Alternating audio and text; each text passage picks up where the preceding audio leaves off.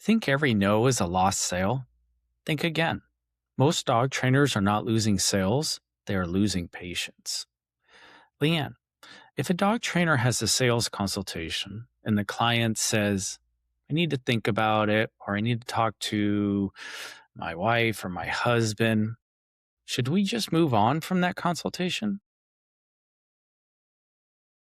So I think you're diving into, should we check in with them after? Should we follow up with them after they've kind of said, I need to think about it, versus talking about objection and closing the sale. So follow up is my jam, and I didn't get there easily. So yes, we have some work to do after that evaluation. And I'll tell you a little story. My career in dog training, 38 years now almost. My mentors had taught me, if I don't close them in the evaluation, they're dead to me. I won't close them. I can't close them. It's just the way it is. It's done. It's over.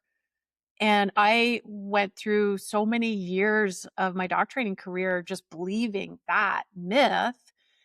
And I don't remember when it shifted, when I started following up with people after that, like post evaluation, post consultation. But I do remember the moment that I had a client close after it. And I think part of me maybe not following up and leaning so heavily into what my mentor said, it might have psychologically been, I don't really want to be told no again. So we started following up and I automated it. I built out what I would say in my text messages and my emails, and I popped this one client into that automation. I'm like, here we go.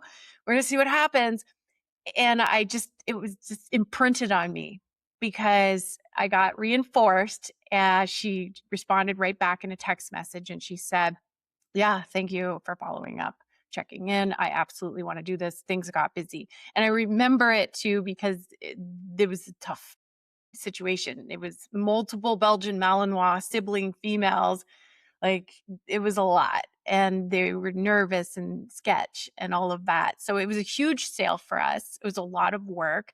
And I really remember one of the dogs was named Letty, which I really love. Fast and the Furious, female Malinois, like that badass Letty from the movie. I'm like, what a cool name. Like, you'll probably see me with a Belgian Malinois named Letty one day. But that was very impactful for me and reinforced the behavior of following up. But I was able to get around the psychology of like, this makes me uncomfortable, because I just popped them in the automation and I didn't have to worry about it. And overall, we saw when we started doing that for our business in San Diego, it increased our revenue by 30%. No, that's good points. 80% of sales require 5 or more follow ups before the client will say yes. Leanne, are dog trainers leaving money on the table if they're not following up? Absolutely. Absolutely. So, channels of following up, you've got email, you've got text, and you've got phone calls. And you just mentioned a statistic there. I like to look at statistics. Uh, I'm going to read you a good one here. 75% of buyers explicitly expect to receive 2 to 4 follow-up calls before a company stops trying. And that one stood out to me when I read it because the ending really kind of stood out to me. Before a company stops trying, like, they reached out to you for help, and now they're thinking you stop trying. You don't care about my situation with my dog and my family and all that we're going through and this chaos that we're in and this help that we need. Like, you stopped trying. So, yeah, 75% of buyers expecting you to follow up. Like, you need to do it. I know it sucks. You can automate some of it. But yeah, you've got to do at least do 2 follow-up calls, and you're going to see such a pivot in your revenue. No, that's a powerful point. And here's another stat: 48% of dog trainers are not even doing one single follow up. So Yes, lots of money being left on the table. Clients are busy. And remember, they're the ones with the problem. They reached out to you for your guidance. So don't be afraid to follow up. They're expecting it. Yes, and when I shift from being a business owner to being a consumer, I was taught as a consumer, you book a call with 3 different businesses. So if I'm shopping for a vehicle wrap or a new roof or an air conditioner or whatever, you book with 3 and then you make a decision. I don't know who made that rule up, but have you heard that before? Yes. Yep. I was taught that, by my dad, you know.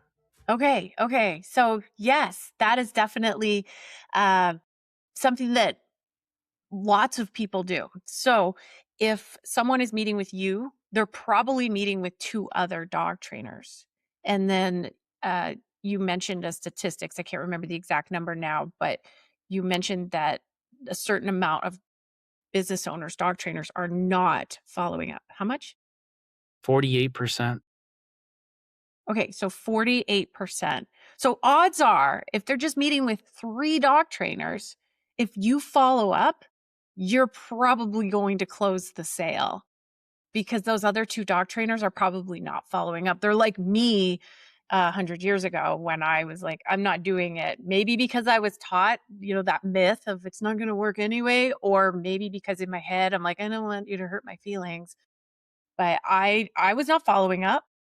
So yeah, you're probably gonna make the sale if you just follow up after that evaluation. I hope we had some helpful tips for you guys today, and thank you for listening. Thanks, guys.